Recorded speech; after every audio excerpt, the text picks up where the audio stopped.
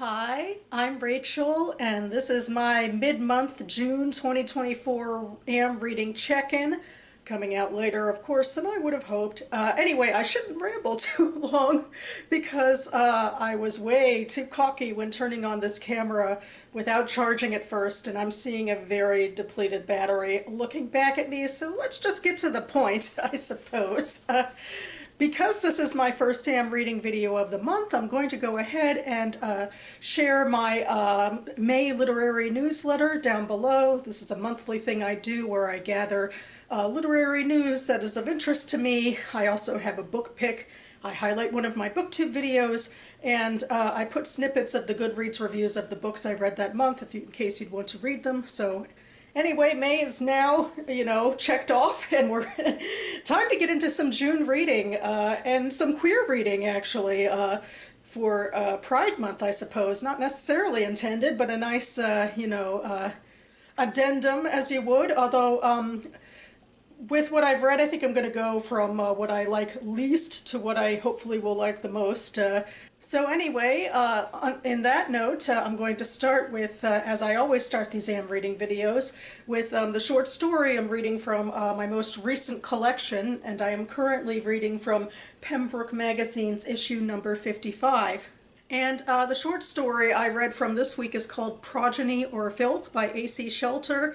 This is flash fiction, and it really doesn't work for me. I mean, it's kind of distills the life of one queer individual, like into, 1.5, 2.5 pages, something like that. And it just, it doesn't work in terms of what I'm interested in mostly in story. I mean, I guess what I got from here is she grew up, she had experiences to discover that she was queer, she started a cigar empire with one wife, and then divorced, had another wife, and continued having a cigar empire, going to Nicaragua, and maybe finding some sense of, identity there, and then life ends, the end, and, it just, there's no sense of complex characterization or nuance. I mean, this sort of flash fiction really doesn't work for me. Flash fiction, I would think, should be a much smaller portion of time.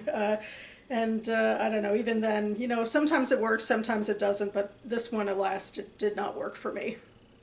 Next, I just finished listening to City of Laughter by Temin Fructer, which was one of my 2024 anticipated releases. In fact, I talked about it in a recent video of historical fiction that I intend to read this year.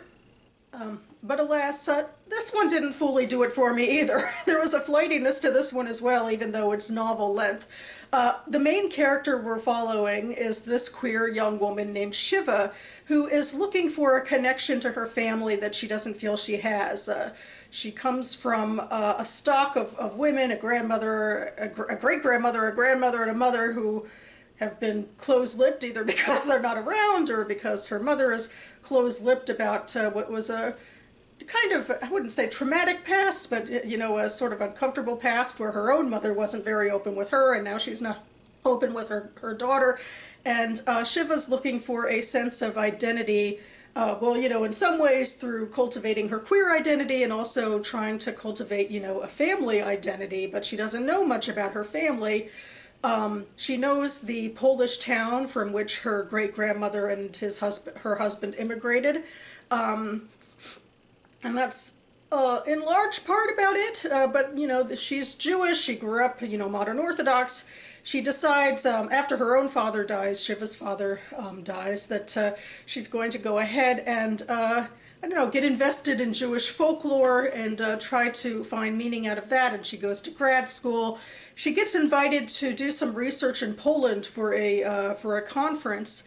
While there, most of what she's doing is less academic, and, she meets up with the queer community, and also she is doing some research into a couple of Yiddish writers, but ultimately, and she kind of knows this, it's like takes her away from academia, and she also visits the, town her grandmother was from. And meanwhile, as readers, we are privy to other facts that she isn't. We get a little bit more backstory into Shiva's mother, Hannah's life, and then into Hannah's present. a major thing for Hannah is that when she was a teenager, she had decided to do this ritualistic superstition, a way to see the face of her future husband.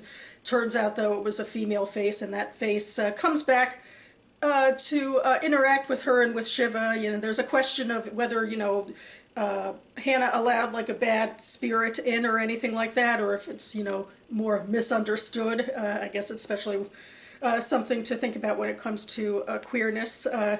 And so there's that going on, and we also get some letters from Hannah's great-grandmother, Shiva's great-grandmother, Mina, to kind of give a personality and reality to her, and it was a way of trying to make a new folklore and tying it to actual Jewish folklore, but it all just, it didn't really come together for me very much at all. It was just too fragmented. You know, the folklore aspects didn't work for the modern day stuff. The characters all sounded the same, so you know, I was kind of, you know, I'm still kind of respect for the idea, and I always have intrigue for Jewish ideas on the page, and I kind of even liked some of the queer stuff when it came to like looking at the burlesque shows and that sort of stuff, you know, but ultimately it was not for me. Moving on, I am in the middle of The Phoenix Bride, which is another historical fiction book of 2024 by Natasha Siegel. This one kind of excited me because it's taking place in 17th century England following the Jewish community, which has recently been allowed to return there. Kind of like The Weight of Ink by Rachel Kadish. I wouldn't say this book is as good as that one. There's sort of a modern, you know, patina on top of it. It sounds a little more modern than it should, but the characters are fun and compelling to follow. It's a little bit almost like written like a romance novel, and I think at the end of the day it's going to be an interfaith relationship between this woman named Cecilia and her doctor, the Portuguese Jew David Mendes, and they're both dealing with past trauma, and currently they're not together, and they're, you know, society wouldn't see them together, but I think that's where they might end up at the end of what is, if not you know, literal romance novel. I think it's kind of similar in how it's written. But I am enjoying this one. You know, even though I know some parts of it are anachronistic, I am enjoying, you know, just getting into this world and into these characters. So I will report back. And finally, I actually haven't started this one yet, but I'm hoping for good things. Next on the docket is The Color of Law, A Forgotten History of How Our Government Segregated America by Richard Rothstein.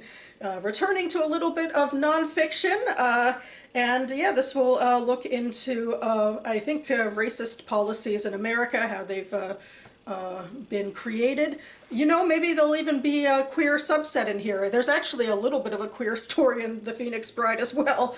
Not sure if that'll be the case in this one, but I think and hope it will be informative.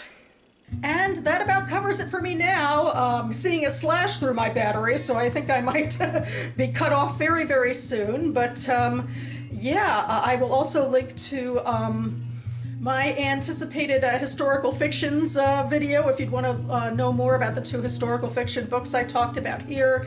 I'll link to my last video, my Maybe Midrash video, where I wrapped up a readathon I started in May and finished in June for some other books that I've been reading lately, in case you're curious about that. They're also both about Jewish religious history and customs, and yeah. And you should hopefully see me back on this channel in the next few days with my monthly Author's Answer video, where I ask and answer questions posed by author-tuber J.D. Archer and his writing group, so stay tuned for that. I hope you are all have had a good first half of reading in June, and maybe are a little further along than I am. I am actually desperately hoping, I have a federal holiday coming up this week, and I'm very much hoping I can play a little bit of catch up and do some significant reading that day, so we shall see. Now I've set the bar for myself, so there we have it. Yes, and in the meantime, thanks so much for watching, everyone, and I'll see you next time.